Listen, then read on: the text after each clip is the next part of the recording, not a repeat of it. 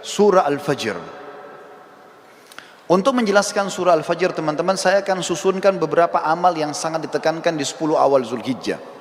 Puncak daripada amal ibadah di sini adalah ibadah haji. Karena ibadah haji dikerjakan dari tanggal 8 Zulhijjah sampai 13 Zulhijjah. 6 hari ini adalah 6 hari ibadah haji. Dari 6 hari ini ada 2 hari hukumnya sunnah, ada 4 hari hukumnya wajib. Yang sunnah hari pertama tanggal 8 Zulhijjah dan hari terakhir tanggal 13 hari terakhir hari tasyrik. Ini sunnah.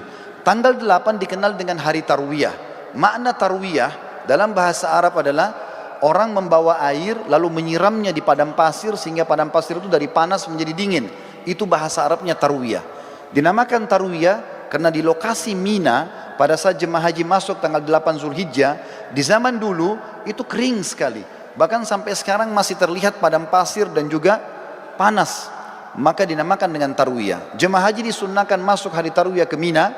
Kemudian mereka memakai baju ihramnya. Sholat duhur asar jamak qasar takdim. Kemudian mereka duduk berzikir, beribadah, mendengarkan ceramah sampai maghrib dan isya. Mereka juga menjamak maghrib sama isya. Ditakdim isya di waktu maghrib. Kemudian di qasar waktu atau sholat isyanya saja jadi 2 rakaat.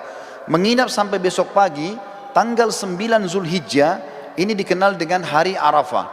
Jemaah haji pergi ke Arafah, kemudian mereka ibadah di situ dari waktu duha, duhur asar mereka jamak qasar takdim, kemudian mereka tiba sampai maghrib. Solat maghribnya sunnahnya ditakhir, diterlambatkan di daerah Muzdalifah. Setelah itu besok pagi tanggal 10 di Muzdalifah sunnahnya mereka menginap. Hari raya Idul Adha tanggal 10 Zulhijjah. Di situ mereka melakukan salah satu dari 3 kegiatan. Kalau sudah dilakukan jemaah haji boleh bertahallul mencukur rambutnya. Yang pertama mereka berkurban. Yang kedua mereka jumrah aqabah atau melontar.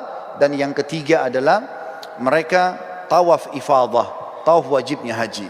Kalau sudah selesai mereka sudah boleh cukur rambut dan ganti baju ihram menjadi baju biasa. Setelah itu mulai tanggal 10 dikenal dengan hari Adha, hari Nahar. Ya. Itu kemudian mereka nginap di Mina sampai tanggal 12 kalau mau nafar awal. Yang pertama meninggalkan dulu, ya, bisa keluar dari Mina setelah itu menyelesaikan haji, atau kalau yang mau nafar thani tetap tinggal sampai tanggal 13-nya. Di sini mereka jumrah kecil, sedang, besar atau jumrah sugra, wusta dan kubra. Setelah itu baru selesai hajinya. Ini ringkasan ibadah haji.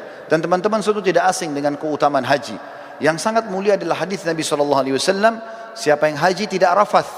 Tidak rafath itu tidak mengucapkan kalimat syahwat kepada selain pasangan halalnya. Cinta, rindu, sayang kepada selain pasangan istri atau selain suami. Siapa yang haji tidak rafath, tidak fusuk, berbuat kejahatan.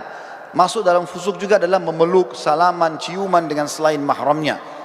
Kemudian tidak jidal, berdebat-debat dan bertengkar di musim haji, maka dia akan pulang seperti baru dilahirkan oleh ibunya. Juga sabda Nabi SAW dalam hadis Bukhari Muslim, dua-duanya hadis sahih.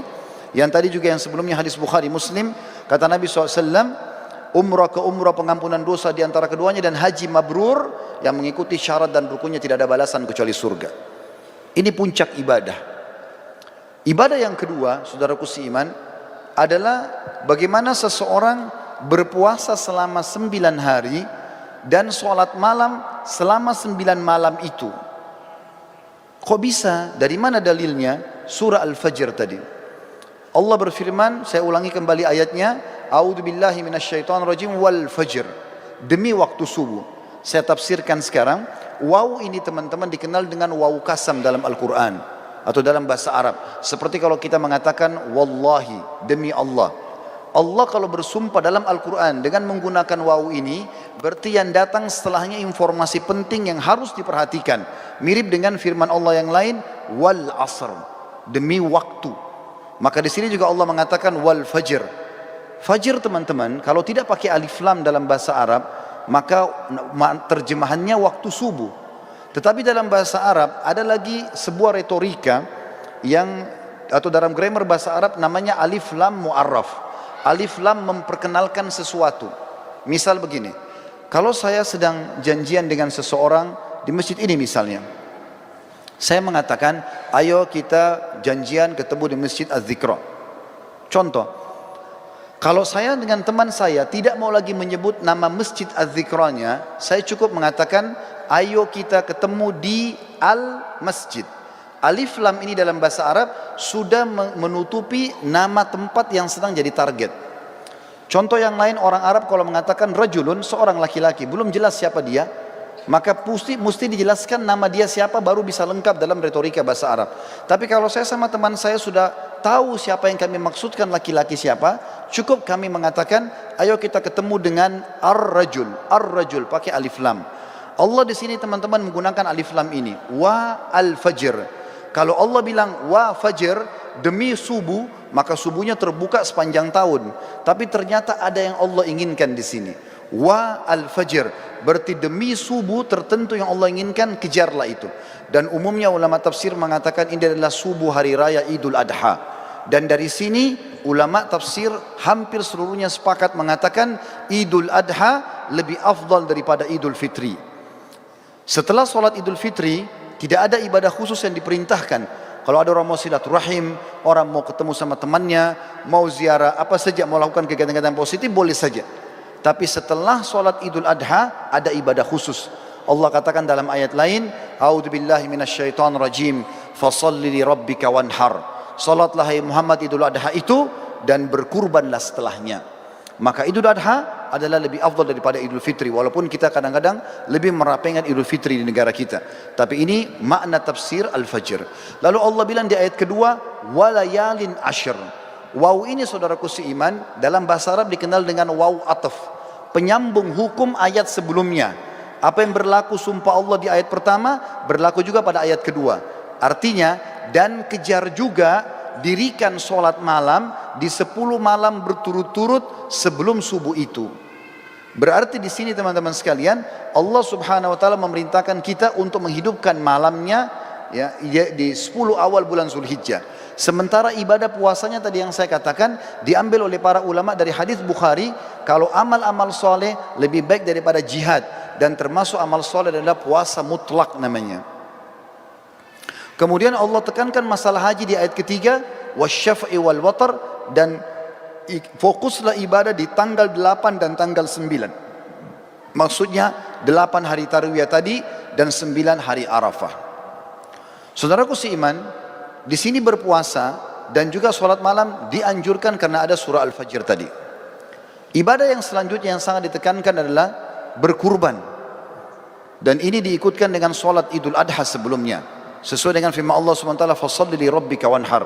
Sholatlah hai Muhammad Idul Adha dan berkurbanlah setelahnya. Lalu setelah itu masuklah ibadah-ibadah umumnya yang diperintahkan di dalam agama kita yang kita bisa kerjakan. Tapi yang kita ingin simpulkan teman-teman sekalian, setiap amal yang kita kerjakan dari awal Zulhijjah sampai akhir atau sampai 10 Zulhijjah itu akan mengalahkan pahala jihad. Oleh karena itu jangan disia-siakan. Perbanyaklah amal soleh, dirikan sholat malamnya, puasalah siang harinya, lalu persiapkanlah hewan-hewan kurban yang terbaik akan kita kurbankan nantinya. Para sahabat ridwanullahi alaihim, mereka berkurban dengan cara membeli domba-domba mereka 6 bulan sebelum Idul Adha, lalu mereka sengaja menggemukkan kurban tersebut, lalu kemudian mereka menyembelihnya di Idul Adha karena diberikan untuk Allah Subhanahu wa taala. Berhubungan juga dengan masalah ini, sebelum saya menutup khutbah ini, perlu ditekankan tentang masalah Idul Adha. Selain sholat yang sudah masyhur 2 rakaat yang kita kerjakan dengan khutbahnya, tapi kurbannya yang perlu digarisbawahi. Kurban ini teman-teman terdiri dari 3 jenis hewan yang sudah masyhur, kambing sama domba umurnya setahun minimal, kemudian sapi kurang lebih 2 tahun, dan unta minimal 5 tahun. Tapi dari 3 jenis hewan ini, yang paling ditekankan adalah domba dan kambing. Seringkali saya dengar dari panitia masjid, kalau ada orang-orang kita yang akan menerima daging kurban, mereka kalau melihat vouchernya tertulis daging kambing, mereka tidak mau mengambilnya. Bahkan banyak masjid mungkin tidak melaksanakan kambing ini. Padahal sebenarnya kalau kita mau lihat afdaliyahnya, maka terletak pada domba dan kambing. Dalilnya adalah, yang pertama, Nabi Ismail alaihissalam pada saat tidak jadi disembelih oleh Ibrahim, kira-kira diganti apa oleh Allah? Jawabannya jelas, diganti dengan domba. Allah sebutkan dalam Al-Quran. Kemudian yang kedua, hadis Bukhari menjelaskan baginda Nabi SAW beliau berkurban dengan 65 ekor domba atas nama beliau sendiri.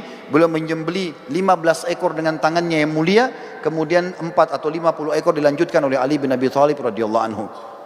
Berarti memang domba ini adalah hewan yang sangat dianjurkan, dan termasuk sunnah Nabi SAW selain menyembelihnya juga memakan sebagian dagingnya. Beliau pada saat selesai berkurban, beliau mengatakan idrib li sahma, kosongkan atau lowongkan untukku sebagian daging tersebut. Maka Nabi SAW pun mengkonsumsi itu. Dan kambing ini teman-teman sekalian, sebagai penutup dalam khutbah kita, adalah hewan yang kalau dimakan dengan diniatkan ini adalah perintah agama bisa mendapatkan pahala. Yang pertama dalilnya adalah hadis Bukhari menjelaskan Nabi SAW sangat gemar memakan paha kambing.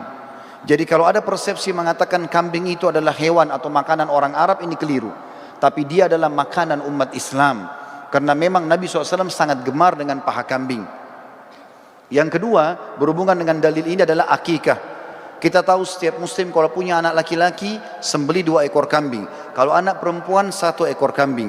Ini berlaku baik itu muslim Arab, baik itu muslim bule, baik itu muslim dari Afrika, baik muslim dari Asia Tenggara atau orang Melayu, sama saja.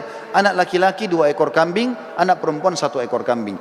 Dan sunnahnya dalam hadis Bukhari Muslim juga dijelaskan, waktu Hasan dan Husain radhiyallahu anhum lahir, baginda Nabi SAW memerintahkan agar Ali bin Abi Thalib radhiyallahu anhu menyembelih domba untuk Hasan, kemudian berkata, hai Ali, bagikanlah dagingnya kepada kaum muslimin, tetangga-tetanggamu, dan ambillah sebagian untuk dimakan. Sunnahnya membagi sampai 1/3. Berarti di sini teman-teman, kambing itu domba dianjurkan untuk dimakan, karena dalam akikah tidak bisa diganti dengan hewan lain. Dan yang ketiga adalah Idul Adha, di mana sudah saya jelaskan tadi, kalau Ismail AS digantikan oleh Allah dengan domba, begitu juga Nabi SAW menyembelih dengan domba. Tentu menyembelih sapi boleh, menyembelih unta boleh, tapi kalau kita mencari afdaliyahnya, maka kita akan melihat dalil-dalil ini menunjuk atau mengerucut kepada kambing.